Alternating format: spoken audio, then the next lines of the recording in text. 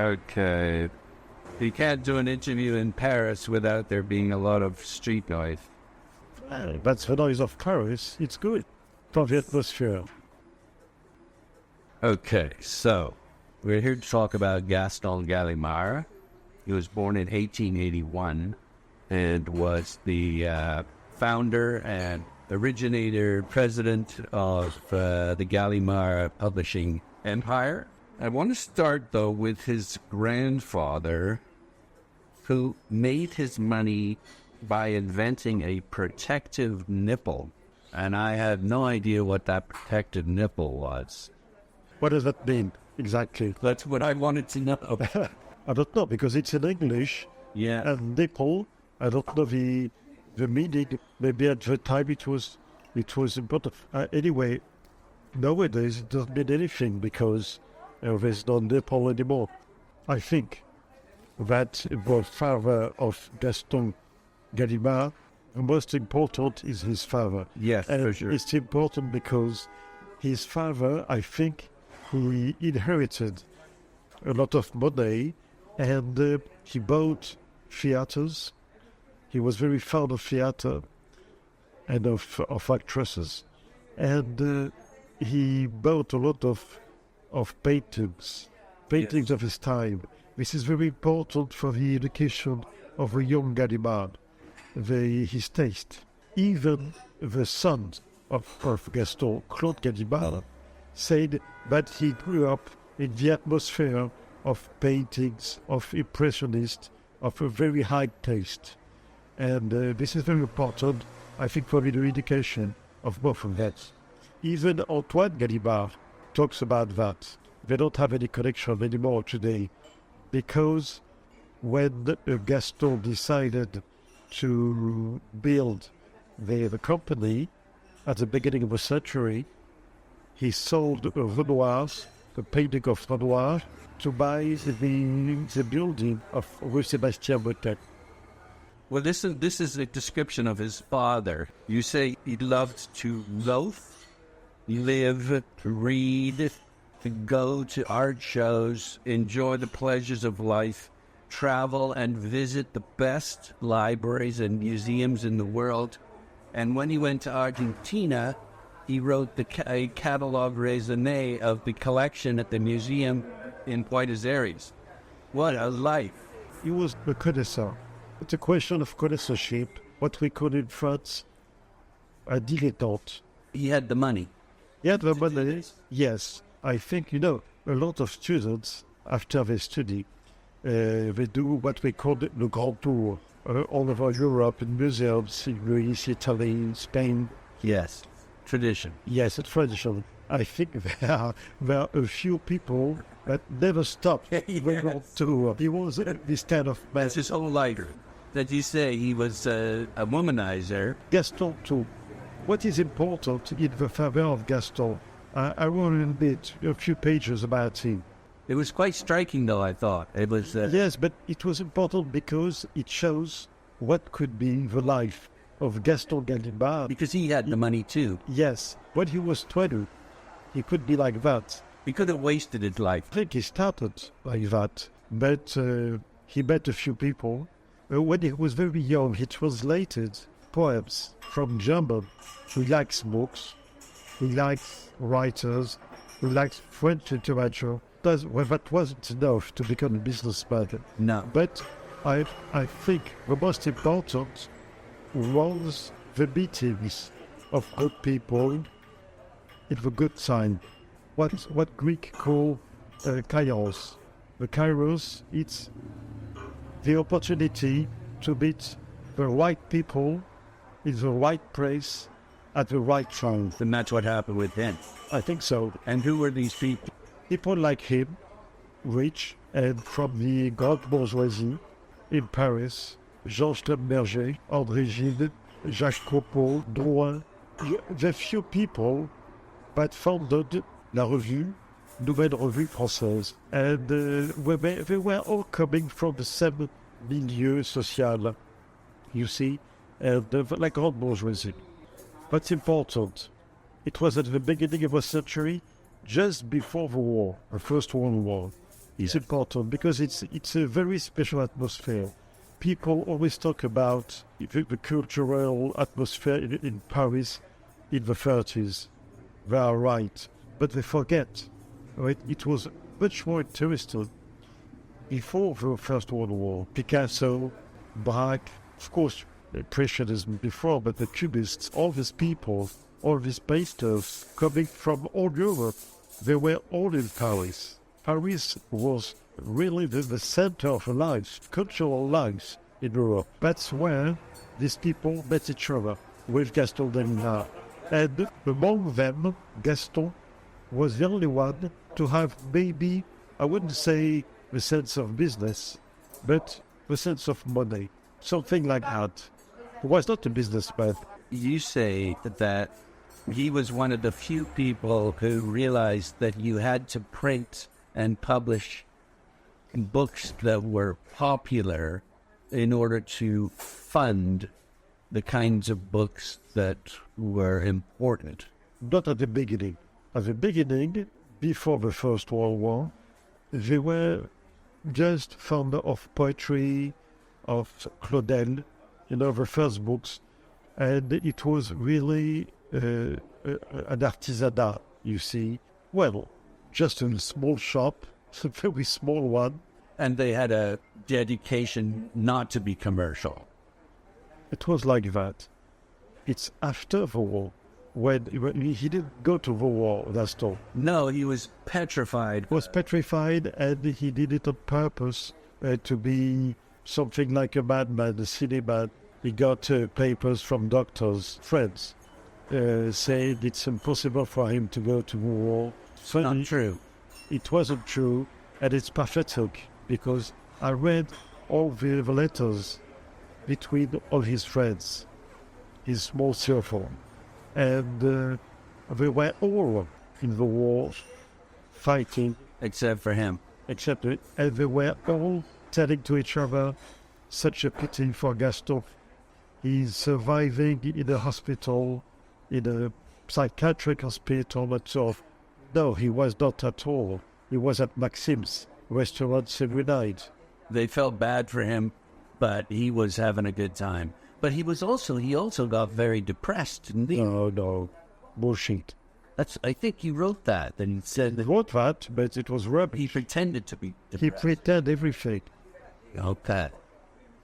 No, he wanted a good life. He didn't want to be killed. That's all. Yeah, but I think I could relate to it, though, because he was talking about how stupid it is to die for a bunch of asshole leaders who want to get you in war. Of course. It was not political. He has never been a political... He never had a political involvement. Never. No, he couldn't stand politicians. He couldn't care less. Yeah. It's like Wilfred Owen's great poems of rejecting war and not following the leader. Yes, but Wilfred Owen went to war. He did. He did, but it's just that's difference. Of course. It's a big difference. No, he actually lived it and saw how terrible it was. But Gaston didn't have to go to war to see that. He knew it right off. I know. But are you calling him a coward? I think so. I think he was a kind of coward because at the time, when you see a lot of people come, Charles Péguy and others, writers, Alain Fournier, they were killed during the war. So anyway, after the war, he really started his company, like a real company, a small one, of course, but like a real company and not just a shop to sell the review. And in the 20s, of course, we were publishing poets, novelists, and very good writers like Claudel, Gide, etc. He never got along with Gide, though. No. But he has a committee of readers, the readers committee, which is very important. And in the 20s, he started to tell them, if you want me to keep on publish books like yours, you must let me publish books most popular, Saint-Exupéry, but mainly Simenon in the 30s and the 40s. Yeah. Simenon, Joseph Kessel in the 20s. At the time, the committee of Gallimard, they say to Gaston, not at all, forget Kessel. This is too bad. This is lowbrow. We don't want this lowbrow. This is too popular. It's not good for our reputation. Of course not. And it doesn't have nothing to do with literature. Yeah. So they were wrong, of course. But it was a case for Simenon and Kessel mainly. Would you say this is one of the key reasons why we still have Gallimard today? I think that's one of the reasons. I guess another one would be his focus on durability. That's the main reason. For me, that's the main reason. Gaston, at the very beginning until the end, and even now, the Antoine Gallimard, he has a point of view on literature and on writers. He never published one book. He hated the one-shot book. Yeah. He was just interested in love, love. All the books, all the future of a writer. Because the entire work, it's a bet for the future. Yeah. That's interesting. And in front of Gaston Gallimard, you should never forget. But we were with Bernard Grasset, with Rival. And Rival, this one, Grasset was exactly the opposite, the contrary of Gallimard. As a man, he was nervous, he was charming, he was very clever. Gallimard was very calm, placid. He was always interested by the long durability. Grasset, would you say, is he more impulsive? But impulsive, he was just interested by the one-shot books. He was the first one to make publicity for books. Yes, in a big way, too, right? Lots of big advertising. Yeah. And it was very new at the time. And very successful, too. It was successful. Would you say that one of the reasons that France doesn't have as many literary agents is because of this bond between the publisher and the author is perhaps more sacrosanct than it is in America, where the agents are pushing to get as much money out of the publishers for each book as they can? I have an agent for a long, long time, but it's very rare in France. It is quite exceptional. Because of this long-term relationship. Yes, it's because in France, first of all, never forget that it's a literary nation. Second, this is the nation where were born the intellectuals. The notion, the concept of intellectual were born with Émile Zola and the Dreyfus case in Paris. And third of all, as you said earlier, there is a special relationship between the writer and the publisher. First of all, never forget, France is a country where all the publishing industry is concentrated, focused in three streets in Saint-Germain-des-Prés. What are these three streets? It's around Saint-Germain-des-Prés, Boulevard Saint-Germain, and a few round between Rue Sébastien-Bottin, Gallimard, and Grasset, Rue des Saints-Pères, just in front, and mainly around l'église Saint-Germain-des-Prés, in the café. Café de Flore, Café des Deux Magots, Brasse Philippe. That's where they sign contracts. Still? Yes. Yeah. It explains why publishers France don't like agents. They dislike, because they like to have a personal, very intimate relationship with a writer. And don't forget something else. We are a Latin country. We are a Catholic country. People are ashamed to talk about money. Yes, and that's what agents are there for. Yes, in a way, it's interesting how an agent can bring up money so that the author doesn't have to bring up money. That's why I have an agent. The first big agent in Paris for 40 years is my best friend. What's his name? François Samuelson. He started 40 years ago, and I was his first client. And he's still my agent and my friend. Yes, it's very interesting because he has your best interest. Of course, he has his interest at heart, but the two of you have your interest at heart, which is different from what the publisher's interest are. Do you know how he started 40 years ago and how we met each other?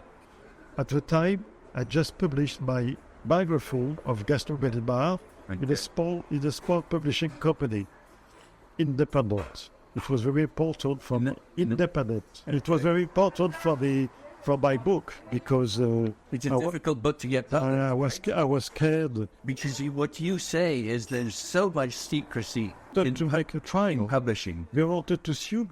Claude Gallimard wanted to sue me. What was the name of the publishing firm? Ballon. Balland. And my book was translated in a few languages and sold abroad, not in English. And in a cocktail for a book, for someone else, I met François Samuelson. He was just coming from New York. He learned the job of agent in New York, and he was as young as me 40 years ago. We met each other, we talked, and he said, I think I'm going to open an office in Paris. If I do it, will you be my first client? I said, I don't know, what can we do? He said, I read your biography of Gaston Gallimard. I learned a lot of things. Is it translated in English? I said, no, nobody wrote it. He said, let me try, because I cannot imagine that this book is not in English. And 2 weeks after, he said, okay, I sold it. And we started like that. That's excellent. So this really is... It's a very, very important important. Okay. It's a symbol. Before I forget, let me get you to sign it. Yeah, I will do it. I won't forget. But I do forget, though. No, but I won't. Okay. So, Gaston, let me just run this past you. You say he is unique and exceptional. Why is that? Because he made an empire. It's the most important publishing house in France because so many Prix Goncourt, so many Nobel Prizes, so many successfuls, so everything. Yeah, his durability approach was successful. Yes. In my opinion, that's the secret of his success. He built a backlist. He built the most beautiful catalog you can dream. I mean, for any publisher in the world. And you know, more than a century after the beginning, the company is still owned by the family. This is very important. That's the difference with Weidenfeld, Harcourt, so All of them, yeah. all of them. They've all sold out, except for Faber. Faber and Faber? Ah, okay, that's the one. But even in England, you see, No, they've all sold out, mostly to So Gallimard, Americans and Germans. Gallimard is a very good example. Yeah. What about Hachette? Hachette, it's a group. It's not a publishing house. It's a group owned by Lagardère. But it's a French group. It's a French group. Yes. With that. But not a family, obviously. Not anymore. No. Okay.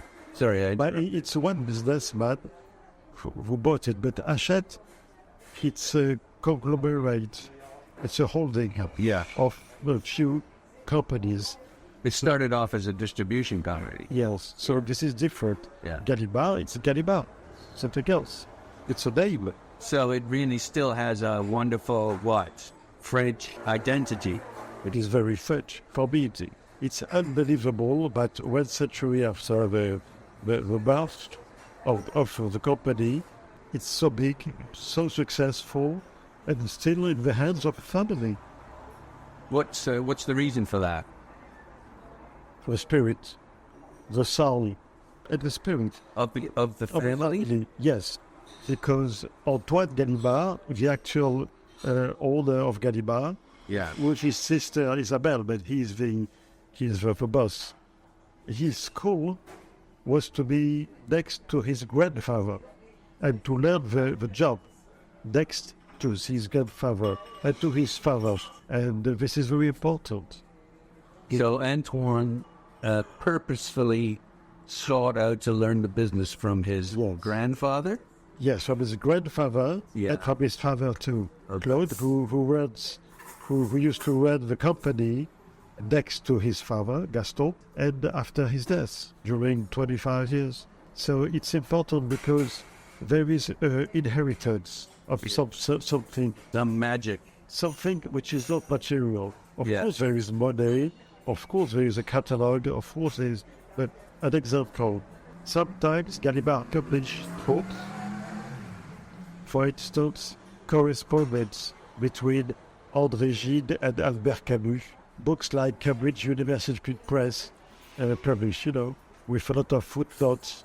Well, it's impossible to sell these books. It's impossible. Just have a few libraries in the world. And people like you and me, maybe. Yes, people like us.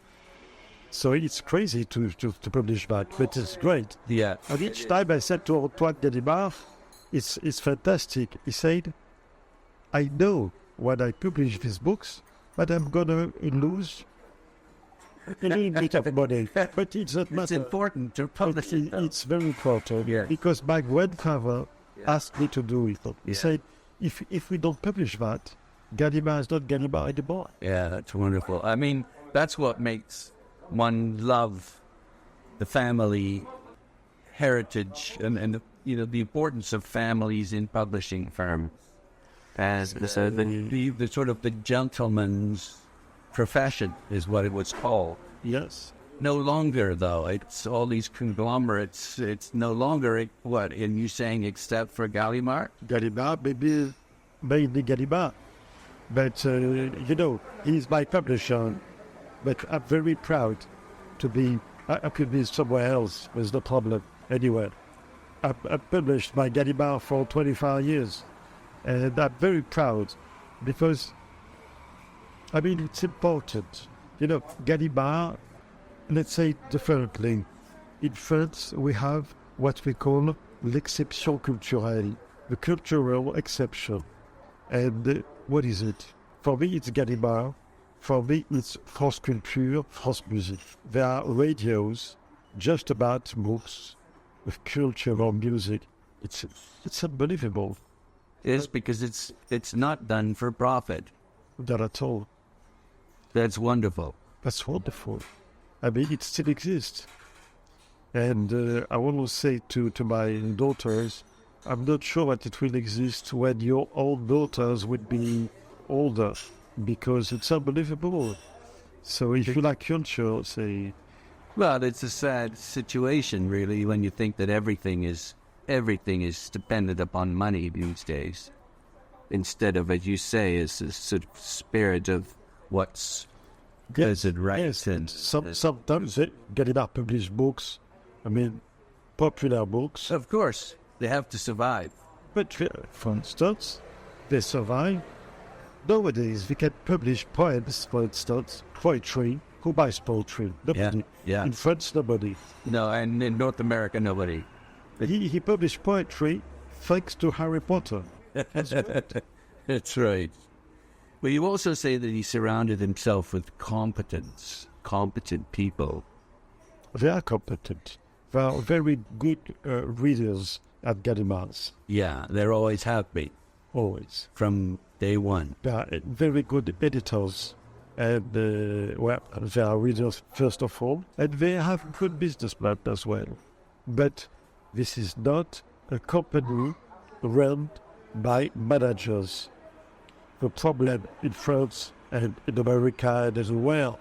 But nowadays, people like Sonny Beta, he has been my publisher in America. He used to be the publisher of Knopf. Yeah, I had drinks with him about a month before he died. Oh. And this is a great loss. But Sonny Beta, for instance, he was the archetypal man who could be a manager, a businessman, and a fantastic leader. Yes. But this is very rare. Well-rounded.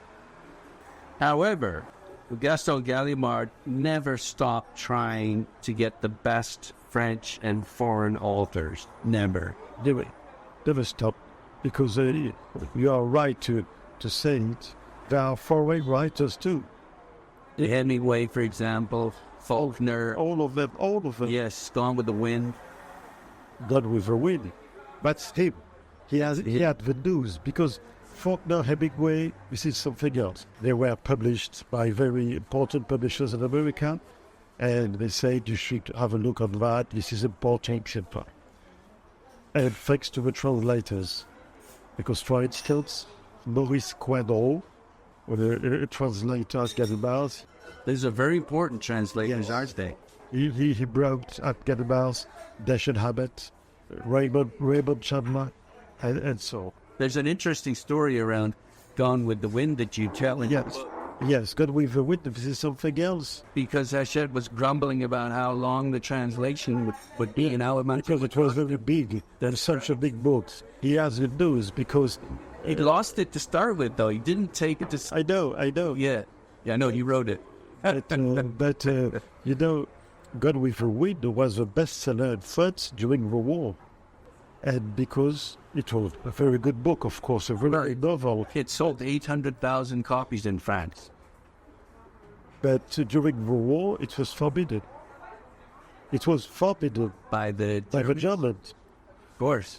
Yes, because it was an American novel. So people used to buy it at the black market, very expensive, and it was a bestseller. Yeah. But I can imagine. During the war, you want something to escape, and it was ideal to escape from the time. You also say that Gallimard would stop at nothing. Charm, wit, kindness, attention, but also double dealing and double talk. And you emphasize that. Yes, so sometimes it was like that. But what was the most important, I think, is that when he meets a writer for the first time, he used to say, listen, I'm going to publish your book, but we're going to sign a contract. You promise me to publish all your books at Gallimard's, not just one. And if you want, I can give you a kind of salary every month to help you, but you must stay with me a long time. Regardless of how long it took him to write it, he would keep getting him salary. Yes, because he said, I'm betting on you. So publishing is a risk. Of course. Well, it's a job of player. If you're not a player, you cannot do this job. Exactly. André Malon, my publisher, was a big player. Poker, casino, everything. And he always said to me, if you're not, this is a game for players, publishing. One line that I found very interesting, you talked about his lordly manner, and you said that made all the difference. Yes. What does that mean? He was a gentleman, very well educated, and it's important, even if you are a writer coming from the lower class, he has a look. He was always dressed in black and always wearing what we call a bow tie. A bow tie, the papillon. The papillon, yeah. You know why? Because every evening after the work, he left his office, and every evening he went to the theater. He loved theater. Well, he got involved in the theater. Yes. Yeah. The Théâtre du Vieux Colombier. We found it. He was one of the founders of Théâtre du Vieux Colombier. But he loved actresses, and he loved theater. So after his work, he went to the theater. At the time, when you went to the theater, you used to be well dressed. It's not the case today. Today, it doesn't matter. So he really carried himself. He comported himself with a sophisticated. Yes, not too. He was not a dandy. No, not a dandy. No, he was not a Brumel, but he was very smart. and he loved the woman, and the woman loved him a lot too. Yeah, He had a lot of mistress. was that common or was that unusual for a man of? No, Well, it was common. it was From a common. man of his milieu, of his origin, it was quite common. Although I think his son Claude, not so much. Yes, no, Claude was like him, but he was very shy. It was something else. Claude was a man of one woman. He was very serious. Yeah, he was numbers. Gaston, it was something else. Well, it was his father's And influence. Gaston was very close to the writers, because all the writers of Gallimard in the 70s, they were born as writers in the 20s, in the same time that Gaston was born as a publisher. So it's important. They were companions. Well, I think that's what's lacking today is that I just know from my own business experience that my success prior to becoming poor doing this was because I bonded with a couple of people and we were close friends, and that made it a huge difference. That helped us to succeed. It's important, and you see Antoine Gallimard, the actual boss of Gallimard, for instance, Patrick Modiano, the Nobel Prize, published all his books at Gallimard for 60 years. Leclésio, another Nobel Prize, published quite all his books on Gallimard. Kundera, Willem Kundera, the same. And a lot of French or foreigners, but they are all friends of Antoine Gallimard. It makes a difference. Yes. And I know that thanks to Kahnweiler. Kahnweiler it's another of my biography. And I wrote his biography because, for me, he was the Gallimard of a cubist. Art dealer. Yes. He was the Gallimard of a cubist. That's why I was interested and I was attracted by him. Because he said, Kahnweiler, you can be the dealer only of people of your generation, because there is a special relationship to the same generation. You have the same sense of humor. You like the same music. You grew up with the same experiences. Exactly. Yeah. And it was the case for Gaston, with all his writers. It was a little bit the case for his son, Claude, mainly the case for Antoine. So it really is a personality that attracts. Yes. Yeah, that's a big part of the business success. I think that's one of the secrets. You mentioned that Gaston wrote no memoir because he had too much to, too much to tell, and you could tarnish authors. He couldn't, and it was very difficult because, put it this way, when you write your memoirs, you say the truth or you don't say anything. You can write a memoir that's full of... But not him. He wouldn't. No. It would either be the truth or... No, he was very honest. For instance, he hated all the decoration. He hated the French Academy. He couldn't understand why people from Gallimard, writers, could be French academicians. They were close to God, and they thought they were. In France, a lot of people have a Légion d'honneur.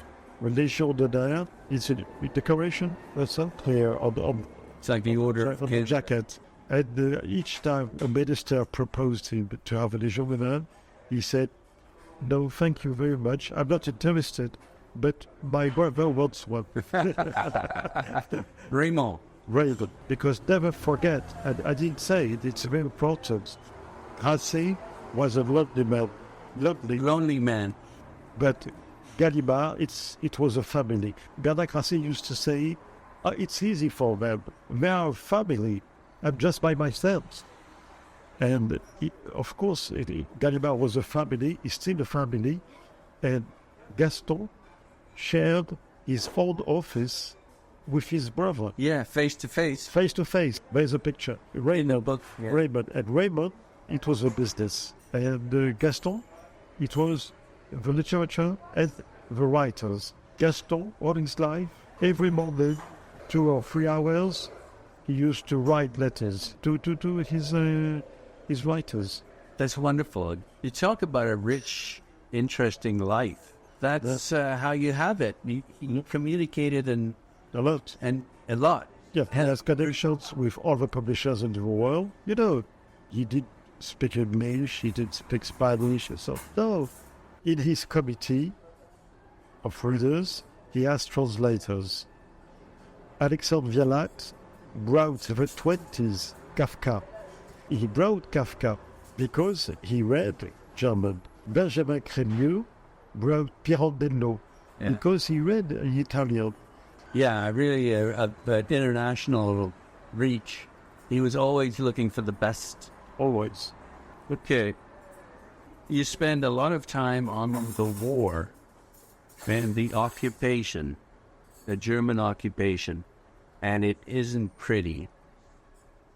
A war is never pretty. But there is something worse than a war. It's a civil war. When we talk about the occupation of France by Germans, we always forget that there was inside a civil war between the French themselves, The collaborators and the non-collaborators and resistors. Gaston Gallimard was clever enough to be exactly in the middle of all that. It was exactly his personality to be a go-between, not to be left on the left, not to be on the right. To be hard to define. No, it was not about hard. You're quite condemning. I don't condemn. First of all, don't forget, all the publishers were open. All the publishers signed the auto, All of them. so they're all guilty. But they didn't have a choice.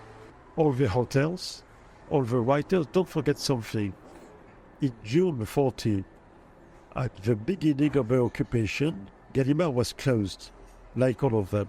Yeah. After 2 months, there were negotiations, and they reopened, which means that being reopened, it was the opportunity for all the writers, to get money.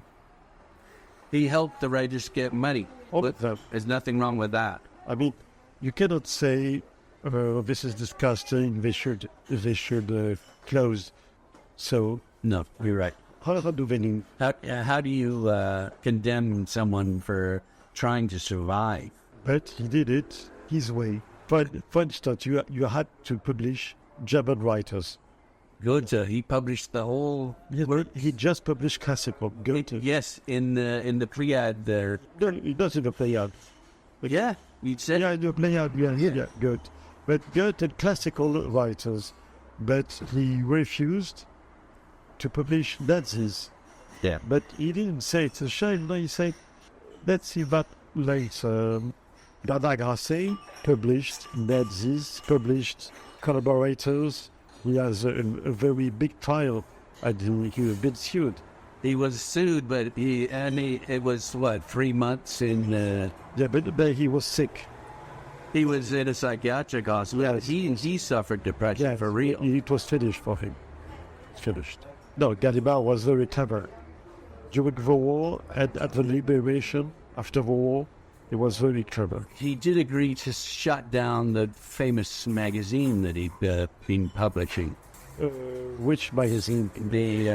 I always get this wrong. No, NRF or NFR? NRF, wait, yes. NRF. Yes, the review, the French review. He didn't have a choice because he published it during the war, the occupation, and all the titles of magazines were forbidden at the end of the war by de Gaulle, and so he said it's better to close it during a few years, and after a few years we shall reopen. Now it wasn't Malraux, it was Marois who talked about shaving the head, and then 8 years later the hair grew back. It's Mauriac. It's Actually, it's not very far. it's all these ends. Yeah. Grasset he made a special collection for the four N: Mauroy, Malraux, Mauriac, Morand, in Interland. Yeah. We talked about Grasset. Can you tell me a bit about Robert's, is it de Nouvel? Yes, Robert de Nouvel was a good publisher. It sounded like a very interesting character. Yes, it was a small company. Yeah. Robert de Nouvel, who was Belgian, he had a very good sense of literature. He was the first publisher of Céline, Voyage au bout de la nuit. Huge. And Mort à crédit. So the masterpiece of Céline is thanks to Robert de Nouvel and to Aragon. De Nouvel made a mistake to be very, very involved with German and collaborators during the war. He has been killed. He was shot. Shot. And no one, it's a bit like Kennedy, no one really knows what happened. Who or why, or if it was just a... There are a lot of hypotheses, a lot of speculation. Still now we don't know.